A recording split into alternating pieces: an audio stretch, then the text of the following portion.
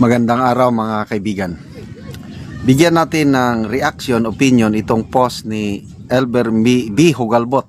Isinare niya ang article published sa Inquirer.net.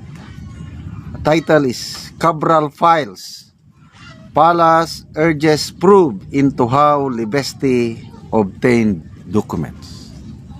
Gustong paimbestigahan ng palasyo si Congressman Libeste. Paano niya nakuha yung Cabral Files? So ito ang reaksyon ni A.B. Hugalbot. The plot is twisting. From Cabral Files to DPWH leaks, same banana, different monkey.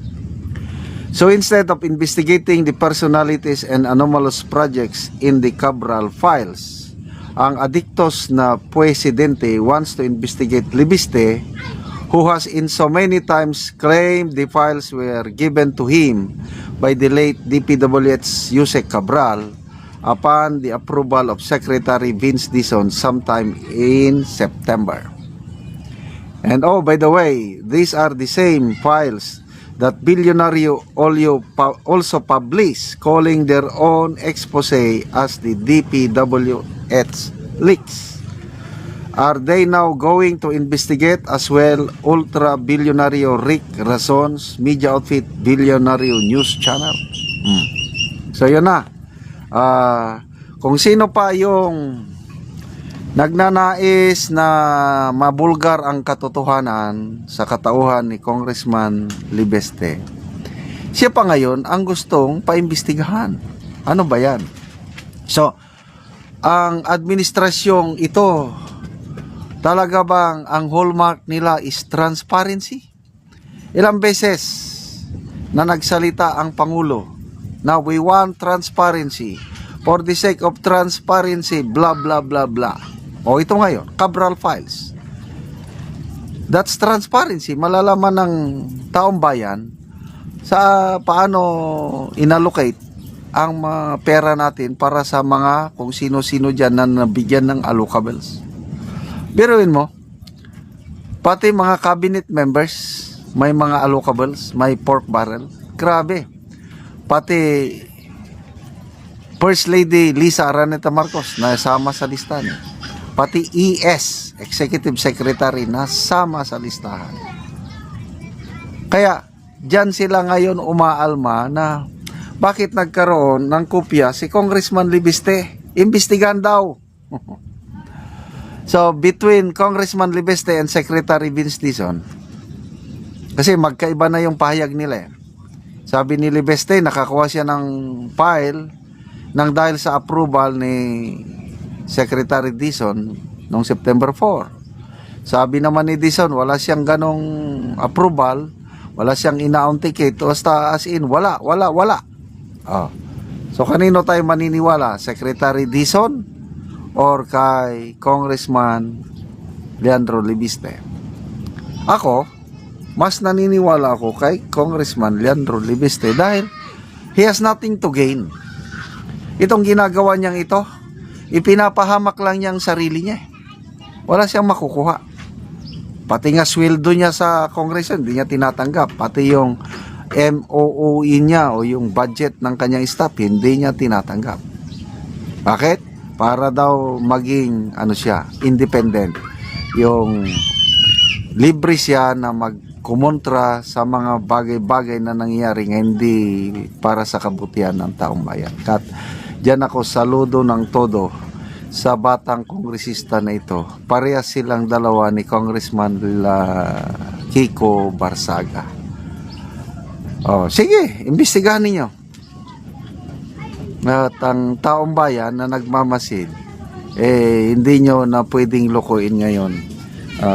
Sabi ni Auntie Claire, hearsay yung dokumento.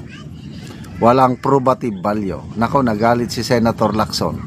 Sabi niya, pag sabihin yung hearsay kagad ang Cabral Files, parang lumalabas na ang Malacanang may kino-cover up, tinatakpan.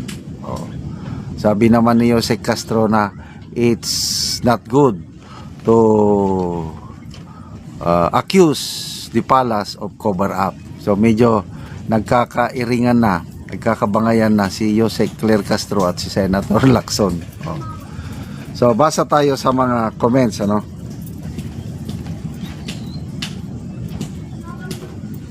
Wala pang masyadong comments. So good luck po. Ito nakakatakot ang kalagayan ni Congressman Libeste dahil unti-unti niya nang nilalabas ang ang nilalaman ng Cabral Files, at sabi niya pag may mangyari sa kanya, may instruction na sa kanyang ina na ilalabas lahat. Lalabas lahat ang files kung may mangyari sa kanya. Tapos ang post niya kahapon, ngayong araw daw mag-privilege speech siya sa Kongreso tungkol sa Cabral Files kung papayagan siya. Palagay ko hindi papayagan ng Kongreso na mag-privilege speech. Mabuti sana kung matuloy yung privilege speech niya. Kaya lang dahil pasabog, dahil masisira ang imahe ng Kamara sa privilege speech, palagay ko hindi siya papayagan. So dito mo na makita gaano kalala itong sistemang ito, bulok na sistema. Nung panahon Janet Napoles na iskandal, milyones lang ang involved. Ngayon billions, trillions. Nung una, nabibigyan ng pork barrel, mga lawmakers lang. Ngayon, kahit civilians, kahit outside the Congress, nabibigyan ng pork barrel o tinatawag na allocables. Salamat tayo sa investigative reporting ng Philippine Center for Investigative Journalism. Nalalaman natin yung yung kalukuhan na ginagawa ng administrasyong ito. So, tatlo ito si Congressman Libeste, meron siyang Cabral Files. Ang Billionaire News Channel, meron siyang DPWH leaks. Ang PCIG, halos parehas yung dokumento nila ni Congressman Libeste. So, wala na. Kalat na ito at lalong bubulusok ang administrasyong ito in terms of rating. Kasi nga, ang taong bayan mas naniniwala dito sa outside sources na nagsasabi ng totoo dahil mataas po ang credibility ni Congressman Leandro Libeste. Salamat sa inyong pagsubaybay sa ating channel, mga kaibigan, na nakakatulong kayo ng malaki sa tribong Talandig ng Bukidnon dahil ang income natin sa channel na ito pantulong po sa tribo. Namimigay tayo ng libreng yero at pako para makapagpatayo sila ng mas maayos na tirahan.